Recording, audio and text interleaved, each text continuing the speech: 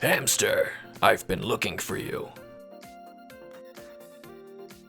Witcher, what can I do for you? I'm here about the notice. There's been an awful archospore growing in my garden lately, and it needs to be taken care of immediately before someone gets hurt. Don't you mean before you get hurt?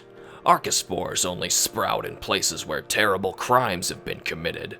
What are you not telling me? Now, I had nothing to do with...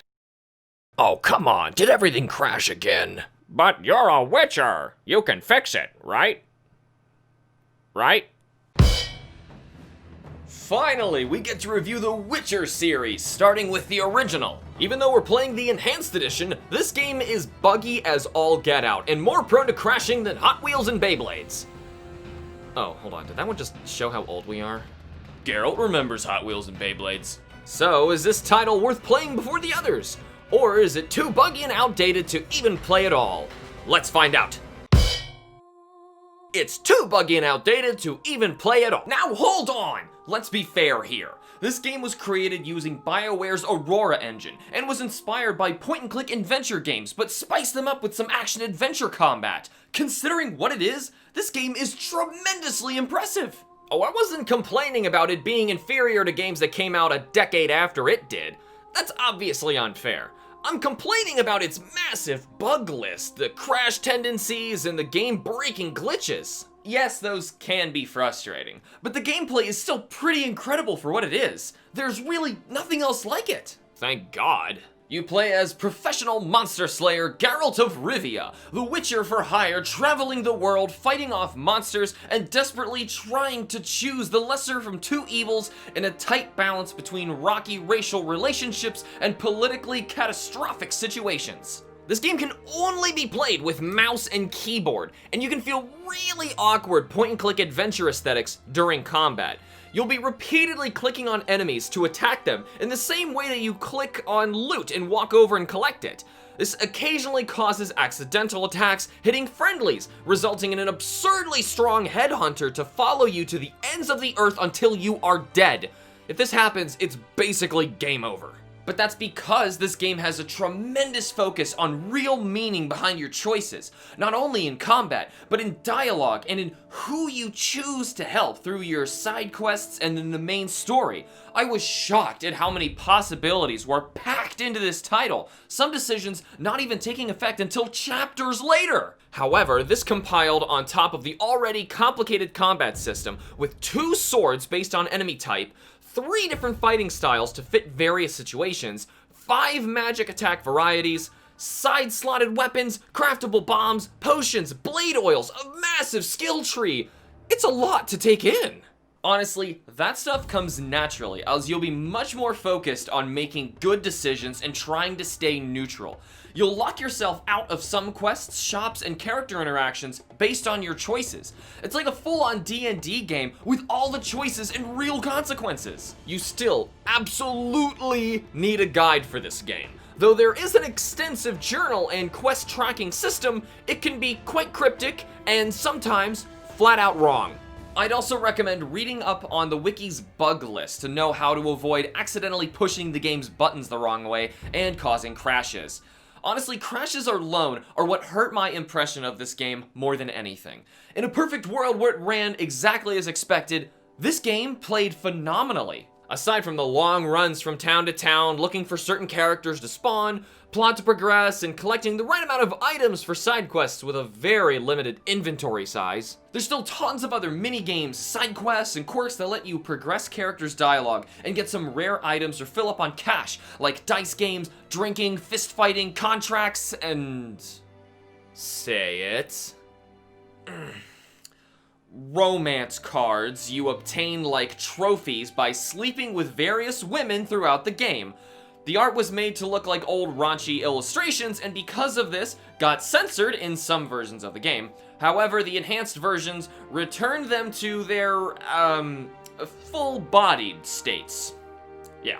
We need to make sure this game checked every single box for being M-rated, and turning women into literal sex objects and collecting them like Pokemon cards certainly did the trick. Right, like the fervent racism, violent gore, drug and alcohol abuse was all brought down by a little sex appeal. For what it is, this game looks outstanding with full day and night cycles, impressive shading and lighting effects, and well-modeled animated creatures and characters. Sounds like you need some meditation to rethink all that. Some character animations look laughably terrible, and those lighting and shading effects mean nothing in one of the game's many pitch black, and I mean pitch black, caves and crypts. But the characters and creature designs are all well thought out and executed, all complete with in-depth journal entries updating as you play the game, and customizing your playthrough based on Geralt's choice interactions. But Triss looks like a desperately slutty crack whore. Characters move and talk in unnatural ways during normal conversation, and large sections of the game end up muddled by consistent dark, gritty color palettes. The game still looks great for its time. There were plenty of much better looking games in 2007. Mario Galaxy, BioShock, Uncharted, just to name a few. Those were all big budget AAA titles, whereas this was a Polish no-name development team's breakout game. It doesn't change the fact that this game is still very unsettling and very, very brown. I think Hamster will agree that this is by far the best part of the game, but even still, we can't really discuss it without spoiling a good chunk of it, so be warned. Very long story short, Geralt wakes up with amnesia after events unexplained from the books in order to help the player start fresh in the new world. You do know that The Witcher is based on a book series, right? Geralt is found and taken to Kaer Morhen, where he and his fellow Witchers are attacked by a powerful group of mutants called the Salamandra.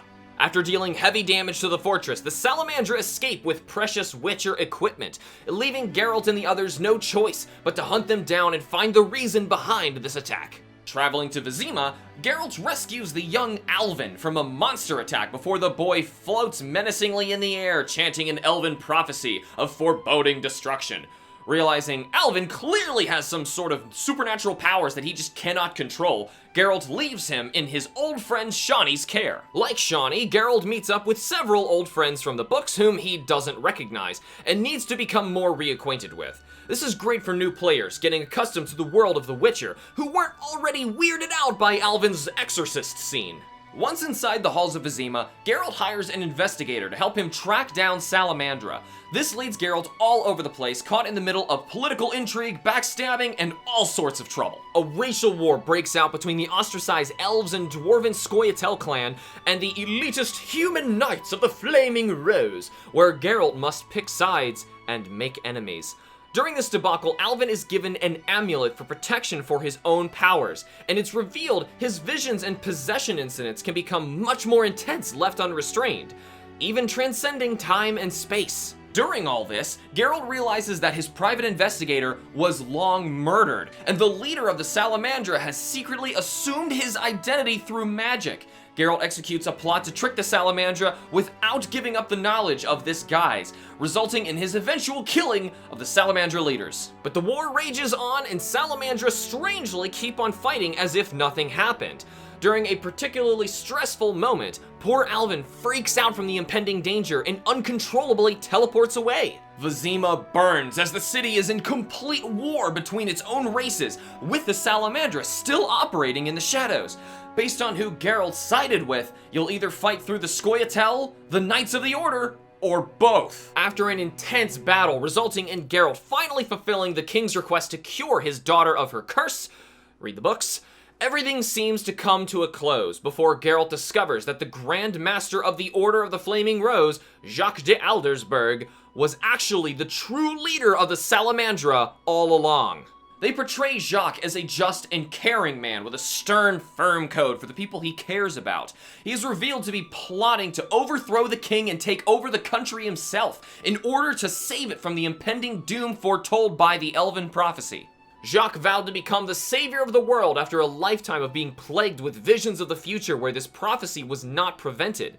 So he created an army of mutants with powerful commanders and sorcerers in order to overthrow the monarchy. as one does. Geralt fights through a vision of an apocalyptical future with the help of his friends made on his journey in order to take down Jacques once and for all. But after coming to and looting the Grandmaster's corpse reveals that he was carrying the one-of-a-kind amulet given only to Alvin. Dude, what?! King Foltest commends you from saving his life from this planned uprising, and moments later an assassin nearly kills the king, saved once again by Geralt, setting up the events for the sequel, Witcher 2: Assassins of Kings. Whew. Trust me, this was making the long story short. There's still so much more we can't talk about just because we'd be here for hours. If you're in it for the story in Witcher games, this first one has it in droves. Hold on, why didn't we just say that and move on with our lives? Huh. Well, that Alvin twist was really freaking cool. This soundtrack is pretty darn good. If you're familiar with The Witcher 3's magnificent soundtrack, then you will recognize the same levels of effort and thematic scores with this one.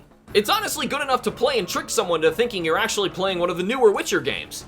It's honestly shockingly good for its time. I will give it that.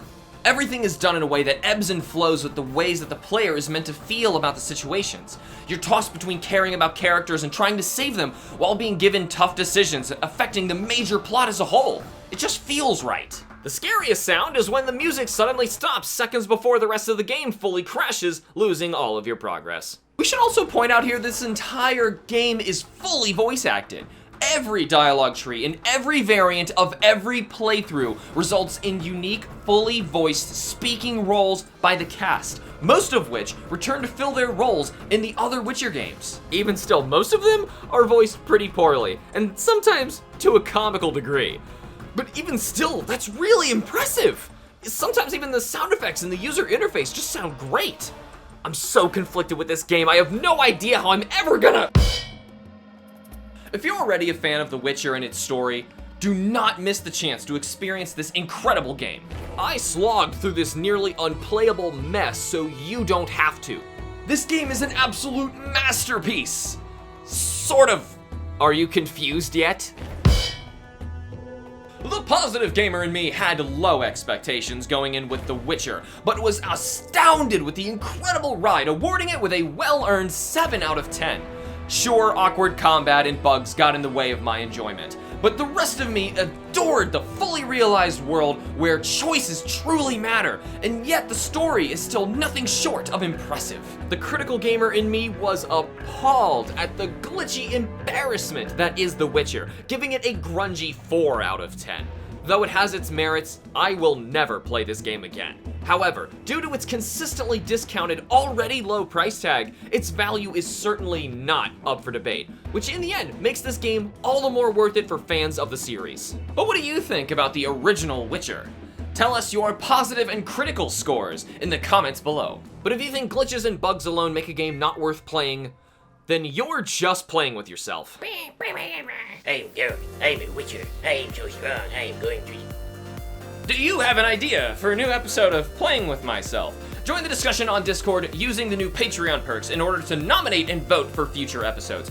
Patreon members also get first picks, so check out the links in the description for more information. And as always, thank you so much to our amazing Patreon members: Atomic Thomas, Cameron, Arrow, Kai, Ben, Rowan, Erica, Sid, and Denny. Remember to like the videos and subscribe for more, and I will see you guys in the next video.